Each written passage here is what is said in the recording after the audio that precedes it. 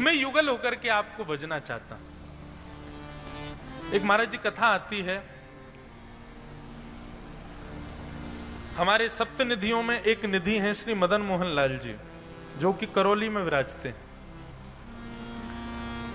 तो श्री मदन मोहन जी के एक भक्त हुए काले खां थे, तो वो मुस्लिम, पर वही बात है, मेरो मन गिरधर छवि पे अटक्यो, सजल श्याम घन वर्ण लीन है, फिर चित अनत न भटक्यो।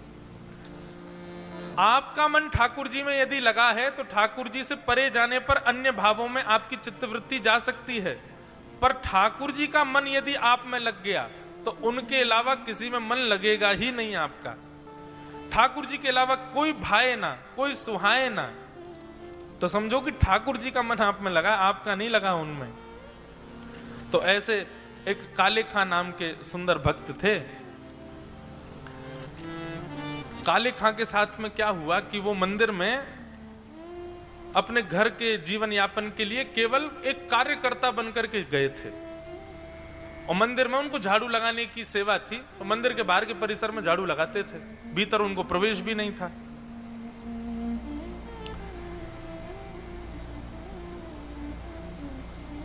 लेकिन वही बात है ना कि भाव को भाव अनख आलस हूं, नाम जपत मंगल दिश दश हूं। कोई किसी भी भाव से मेरे पास आ जाए, अगर मुझे उसका भाव प्रिय लग गया तो मैं तो स्वीकार कर लेता हूं। काले खां तो केवल वेतन लेने के लिए झाड़ू पोंछा करने जाते थे मंदिर के बाहर के परिसर में। उनको कोई मतलब नहीं था मदन मोहन जी की आरती भोग ये सब क्या है, क्या हम उस धर्म के ही नहीं है तो हम क्यों भजें। लेकिन एक दिन झाड़ू लगाते लगाते लगाते जैसे मुख्य द्वार के सामने से झाड़ू लगा के जा रहे थे, देखते भी नहीं थे वो भीतर। बोले क्या करना है देख के, हमारे खुदा हैं, हम इनके भगवान को क्यों देखें। गलती से उनकी दृष्टि भीतर पड़ गई और उस समय गर्भगृह के कपाट खुले हुए थे। त्रिभंग लली श्याम सुंदर का जैसे दर्शन किया काले खां ने, आहा, बस वो एक क्षण का दर्शन हुआ और इतने में ही पुजारी जी ने पर्दा कर दिया। तो जैसे मानो किसी प्यासे को एक बूंद जल दिखा करके और फिर पूरा घड़ा फोड़ दिया गया हो। काले खां अपना हृदय पकड़ करके बैठ गए, बोले कि ये मैंने, मुझे हुआ क्या, ये मेरी इच्छा क्यों हो रही है कि मैं भीतर दौड़ के जाऊं, पर्दा हटा के फिर उसको देख लूं। अरे भाई, जहन्नुम में जाना पड़ेगा, अपने खुदा को छोड़ करके किसी और के खुदा को देख रहा है। बार बार कान पकड़ने लगे, बार बार अपने चित्त को पकड़ करके और शांत होने लगे। लेकिन यहां काले खां ने नहीं देखा है, ठाकुर जी ने देख लिया काले खां को, और जिस पर उनकी दृष्टि पड़ गई हो फिर वो कहां जा सकता है। अब तो काले खां की स्थिति ये हो गई कि दिन रात रैन उसके चित्त में केवल वो मोहिनी। कभी कभी तो स्वयं अपने पैरों को त्रिभंगी बनाने का प्रयास करता। बोले ऐसे खड़ा था, ऐसे उसके हाथ थे, ऐसे सिर झुका रखा था, ऐसे खड़े होके सुंदर कौन लगता है, वो मुझे सुंदर क्यों लगा। अब तो दूसरे दिन वो वेतन के लिए और झाड़ू लगाने की भावना से नहीं, अब तो मौका ढूंढने के लिए मंदिर गए थे कि मुझे वो दिख जाए, फिर से दिख जाए। दर्शनार्थी खड़े होते, नीचे दहली पे से ऐसे उछक करके काले खां दूर से ही देख लेते, और नीचे से ही मदन मोहन जी की छवि दिख जाती। पीछे जाकर के खूब रुदन करते, स्वयं से पूछते मुझे हो क्या रहा है, मैं क्यों आसक्त हो रहा हूं इनमें, ये मुझे अच्छे क्यों लग रहे हैं। लेकिन बंधुओं, जब विरह में व्यक्ति व्याकुल होता है ना, तो विरह व्याकुल व्यक्ति को यह नहीं लगता कि मुझे कोई समझाए। विरह व्याकुल व्यक्ति को लगता है कि बस सब चले जाओ, मुझे विरह में रहने दो, मुझे नहीं समझना कुछ।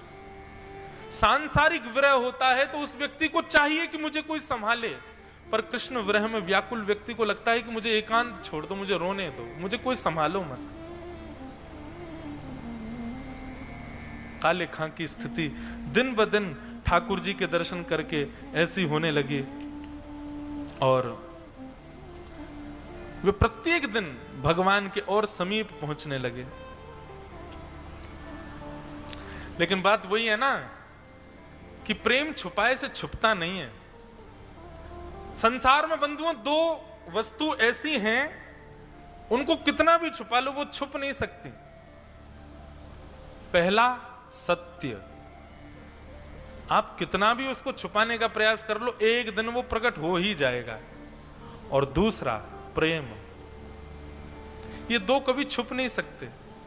इनके लिए कोई स्थान, सुरंग बनी नहीं जहां पर इनको छुपाया जा सके, ये प्रकट हो जाते। काले खां का प्रेम धीरे धीरे प्रकट होने लगा, सबके लिए प्रकट हो रहा था, तो सबको तो आश्चर्य लगता था, अरे वाह, ये देखो ये कैसे मुसलमान होकर के भगवान को भजता है, ठाकुर जी को देखने के लिए लालायित रहता है। लेकिन उनकी पत्नी और परिवार के लोगों को यह बहुत पीड़ादायी लगने लगा। लेकिन अब काले खां ज्यों-ज्यों मदन मोहन जी के उपासक होते जा रहे थे, त्यों तो उनको फर्क नहीं पड़ रहा था। ये वैष्णव का स्वभाव है, उसको फर्क कम पड़ता है चीजों से, कौन क्या बोलेगा, क्या सोचेगा, क्या कहेगा, इन विचारों से परे होता है वैष्णव। और जो इन विचारों में पड़ा है, समझो कि अभी वो बना नहीं है वैष्णव, उसको ये स्थिति है, कौन क्या बोलेगा, लोग क्या कहेंगे।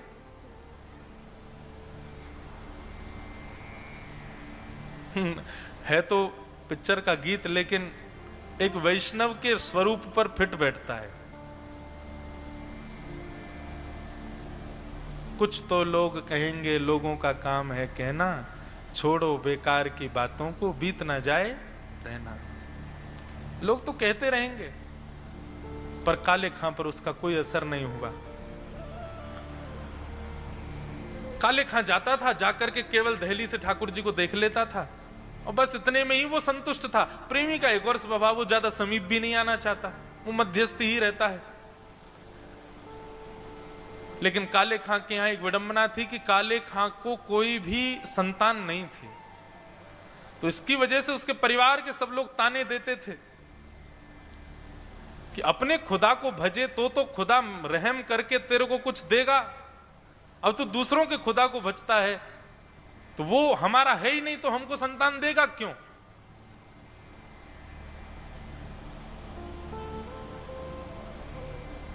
वो हमारा है ही नहीं। काले खां को ये बात चुभ गई, उनको ये नहीं चुभ रहा था कि मुझे संतान नहीं है, पर सबकी ये बात चुभती थी कि वो हमारे नहीं है, हम पराये हैं, हम दूसरे हैं, हमारे ठाकुर दूसरे हैं, वो हमारे हो नहीं सकते कभी। उनको ये बात ज्यादा पीड़ा देने लगी।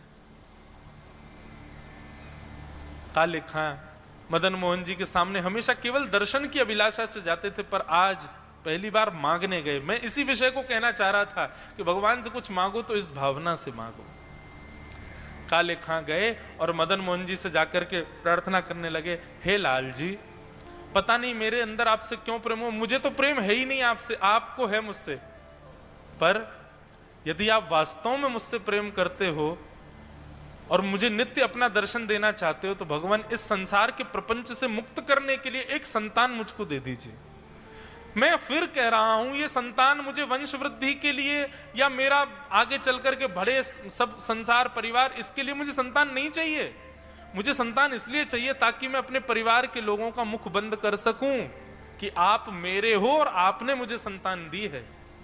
मैं पराया नहीं हूं आपके लिए, मैं आपका ही हूं, आप मुझे दे सकते हो, इसलिए प्रभु मुझे संतान दे दो।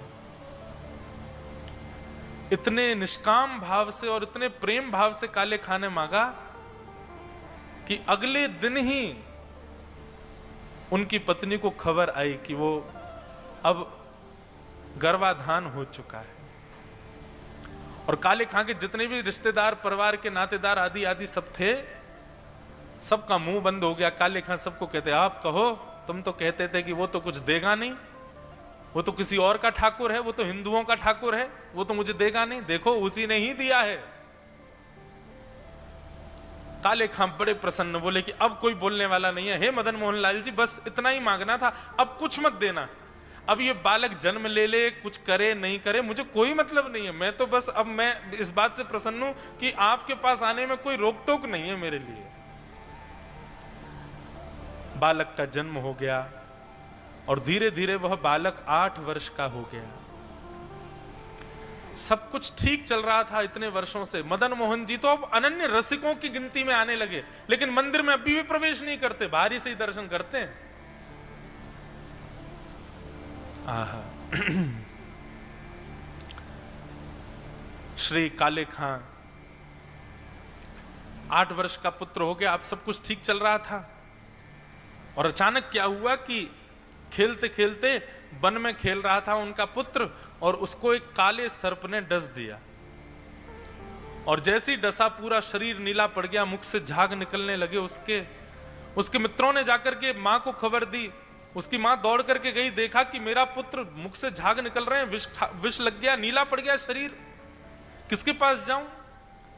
काले खां के पास दौड़ी दौड़ी गई। और उस समय राजभोग आरती चल रही थी श्री मदन मोहन लाल जी की, जिसको कभी नहीं छोड़ते थे श्री काले खां। उसी समय पत्नी पहुंच गई, और पत्नी ने पहुंच करके काले खां को जाकर के पकड़ा, बोली जल्दी चलो, हमारे पुत्र को काले सर्प ने डस दिया है और उसको जल्दी लेके जाना पड़ेगा किसी वैद्य के पास, नहीं तो हमारा पुत्र मर जाएगा।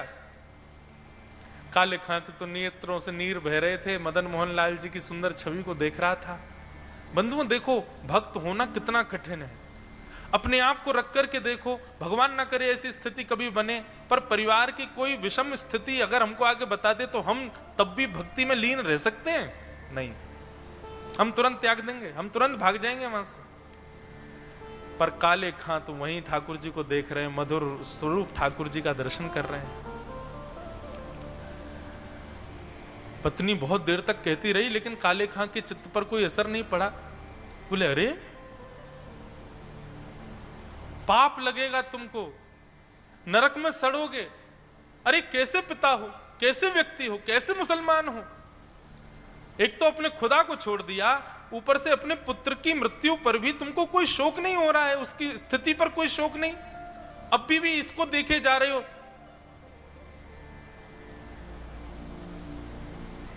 मदन मोहन लाल जी के रूप को देख रहे थे श्री काले खां, और मनी मन मदन मोहन जी से कह रहे थे, मिल गया चैन आपको? मैं रोज यही चिंता करता था कि अब सब बढ़िया चल रहा है, अब सब बढ़िया चल रहा है, अब सब बढ़िया चल रहा है। ए ठाकुर जी, बस मुझे कुछ नहीं चाहिए, बस कोई रुकावट मत आने देना। लेकिन कालिया, तू भी मानता नहीं है बिना रुकावट के? हाँ, अरे मेरा कोई मोह नहीं है उस पुत्र में, क्यों उसको डसवा दिया? और उसको कोई काले सर्प ने नहीं डसा, तुम ही गए थे उसको डसने, मुझे पता है। सबसे बड़े काले सर्प तुम ही हो, मुझे डस दिया सालों पहले। आज तक मैं उस विषय से उभर नहीं पा रहा हूं तुम्हारे प्रेम के, अब मेरे पुत्र को डस दिया। अरे मुझे तुम्हारा वियोग नहीं चाहिए, क्यों करते हो ऐसा? पत्नी बोली, तुम तो यहीं मर जाओ, तुमसे अच्छा तो मैं अकेले पाल लूंगी अपने घर को। राजभोग के बाद मंदिर बंद हो गया। काले खां विचार करने लगे, क्या करूं? उठ करके गए, देखा तो पुत्र नीला पड़ा है। उसको उठा करके ले जाने लगे। किसी वैद्य के यहां ना ले जाकर के श्री मदन मोहन जी के मंदिर में ही ले आए, और मदन मोहन जी की दहली के सामने अपने पुत्र को रख दिया। और रख करके काले खां श्री मदन मोहन जी के चरणों में बैठ करके प्रार्थना करते कि मुसफक सफीक रफीक दिल दोस्त मेरे। ये काले खां के शब्द हैं, आज भी मदन मोहन जी के सामने गाए जाते हैं कि मुसफक सफीक रफीक दिल दोस्त मेरे, मेरी नजदीकी हकीकी ख्याल कीजिए। मेहरबान कदरदान आला तू जहान बीच, मुझसे गरीबों के गुनाह माफ कीजिए। कि काले बेकरार खड़ा तेरे दरबार बीच, नंद के कुमार जरा गौर अब कीजिए। और सबसे सुंदर शब्द, हिंदुओं के नाथ हो तो मेरा कोई दावा नहीं, हो जगन्नाथ तो कृपा मुझ पे कीजिए। हो जगत के नाथ तो कृपा मुझ पे कीजिए। ए मेरे दोस्त, मेरे नित्य नेत्रों को सुख देने वाले श्याम सुंदर, आज काले तेरे द्वार पर खड़ा है।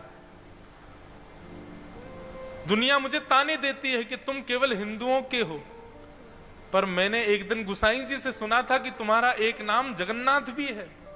तुम जगत के नाथ हो, और यदि जगत के नाथ हो तो जगत में तो सब आते हैं ना, केवल हिंदू थोड़े ही हैं।